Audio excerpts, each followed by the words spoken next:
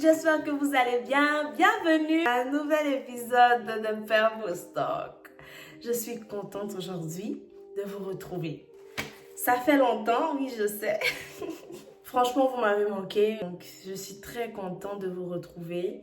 Alors, qu'est-ce qui s'est passé pendant cette absence? Pourquoi cette absence? Bon, déjà, il faut dire que ça fait 3 ans que j'ai commencé de Purpose Talk et durant ces 3 ans, j'ai jamais pris de vacances. J'ai décidé de prendre des vacances pour me reposer, pour me ressourcer. Et c'est exactement ce qui s'est passé pendant ce temps. J'étais vraiment loin des réseaux sociaux. J'avais fait une pause carrément. Je me suis reposée. Je me suis beaucoup reposée. J'ai cherché la face de Dieu, voilà, essayer de comprendre la saison dans laquelle je suis en ce moment, essayer de comprendre certaines situations qui se passent dans ma vie, essayer de comprendre la pensée de Dieu, comment Dieu veut que je continue, comment Dieu, voilà, veut que je vois certaines choses et pour renouveler ma force aussi en Christ afin de revenir plus forte parce que ce n'est pas facile. Vous avez vu la dernière vidéo que j'ai faite. Avant de partir, j'ai parlé de soutien de prière. Donc, c'est pas évident, c'est pas facile. Donc, c'est ça. Voilà, j'ai vraiment pris du temps pour me reposer et loin des réseaux sociaux. Alors, on recommence en force. On recommence en force sur The Purpose Talk. Et aujourd'hui, c'est une story time. La story time est spicy, comme d'habitude. Je veux commencer en disant à mes sœurs chrétiennes, mes sœurs en Christ, ce ne sont pas tous les gars chrétiens qui vous approchent ou qui vous draguent ou bien qui demandent à être avec vous, qui sont vraiment chrétiens. Il y a des agents du diable dedans. Ils vont venir vous dire, je suis chrétien, je vais à l'église, je suis ci, je suis ça, j'occupe tel poste et tout. Il y a des agents diables parmi eux. Et donc, c'est sur cette note que nous rentrons dans notre story time. Il était une fois... Il y a un gars qui m'a approché sur les réseaux sociaux. Je ne l'ai jamais vu, par exemple. Je ne le connaissais pas. Mais il se trouve que c'est quelqu'un qui me suivait et tout. Et on a commencé à parler. Mais au départ, c'était vraiment... j'apprécie vraiment ce que tu fais. J'apprécie ton travail. J'apprécie ton ministère et tout. Et puis, c'était très formel, voilà, il y avait un certain respect et tout, même dans l'appellation. En tout cas, il y avait du respect au début. Et franchement, c'est quelque chose que j'admirais. Mais au fur et à mesure qu'on a commencé à parler, il a commencé à me poser des questions, on a commencé à apprendre à se connaître, donc amis. On a abordé un sujet, je pense qu'on était en train de parler de mon témoignage en fait. Donc, si vous voulez retourner à mon témoignage, vous voulez savoir de quoi elle parle, c'est quoi son témoignage, j'ai jamais suivi, vous allez voir le lien, donc en haut de cette vidéo, vous pouvez cliquer dessus, ça va vous emmener à mon témoignage. Donc, du coup, je lui réexpliquais l'histoire et tout ça. Et lui, la façon dont il a parlé de ça, la façon dont il a négligé, il a banalisé mon ressenti et l'histoire, c'était bizarre pour moi. Et je n'avais jamais entendu quelqu'un banaliser l'histoire comme ça. Et donc, c'est un peu bizarre. Moi, je n'ai rien dit sur le coup. Après, je l'écoutais parler et tout dans la discussion. Et puis, c'est comme ça que on s'est dit au revoir. Il m'a envoyé même un message après, s'excuser. J'ai dit non, il n'y a pas de souci, je comprends.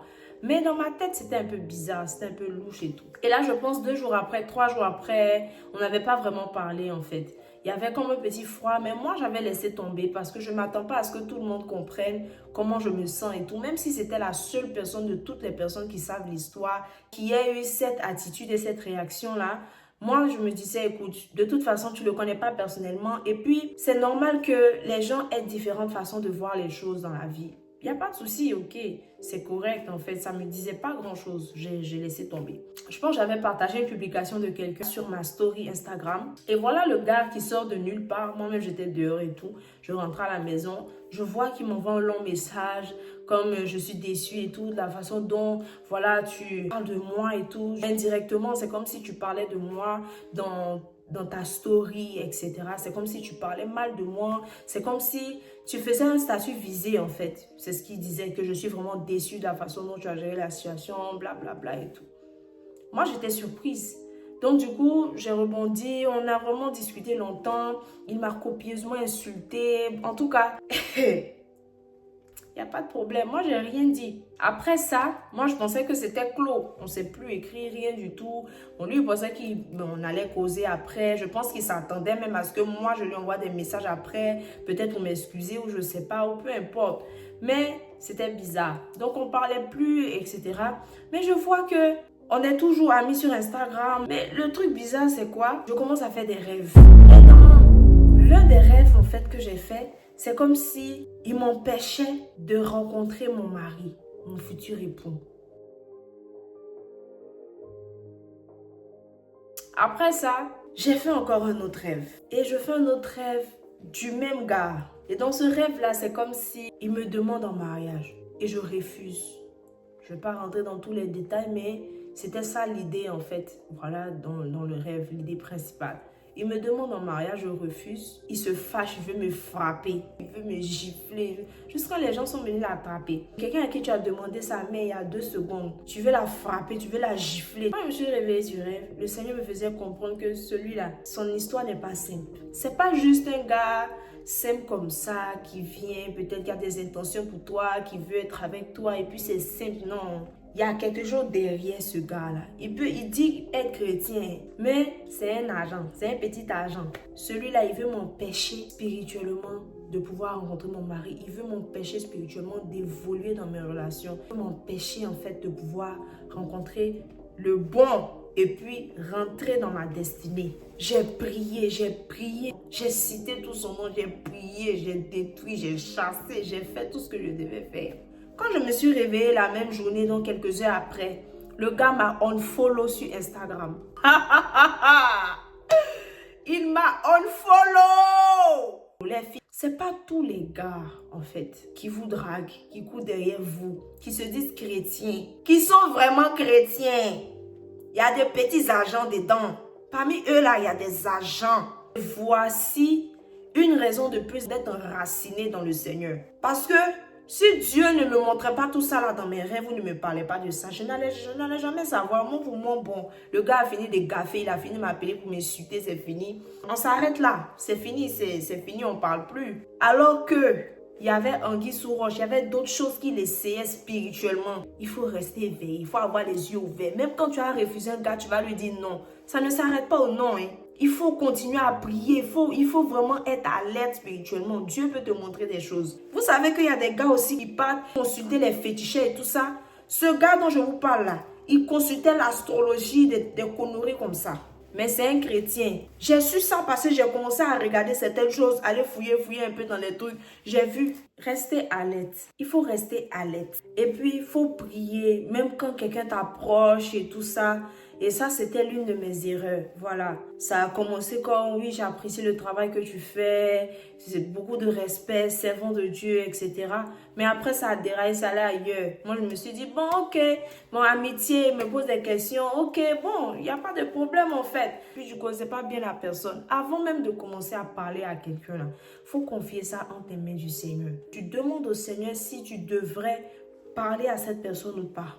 Parce que moi-même, bon, je savais au début que c'était un peu bizarre. C'est pas un truc que je voulais que ça arrive dans l'affaire d'amour, dans l'affaire de relation, de quoi. Et puis, c'est pas arrivé là-bas, Dieu merci. C'est même pas arrivé dans l'histoire de dire les sentiments clairement, parler. Non, non, non, ça n'a même pas duré. Et je bénis le nom de Dieu. Dieu savait ce qu'il faisait lui-même. Même affaire d'amitié, même affaire même de être connaissance même. Je devais prier pour savoir si Dieu voulait que je commence à parler à cet homme-là. Je bénis le nom de Dieu parce qu'il m'a fait grâce de pouvoir me parler de cet homme-là, de ce qu'il fait, et puis des choses secrètes, cet aspect spirituel et tout. Il faut vraiment prier.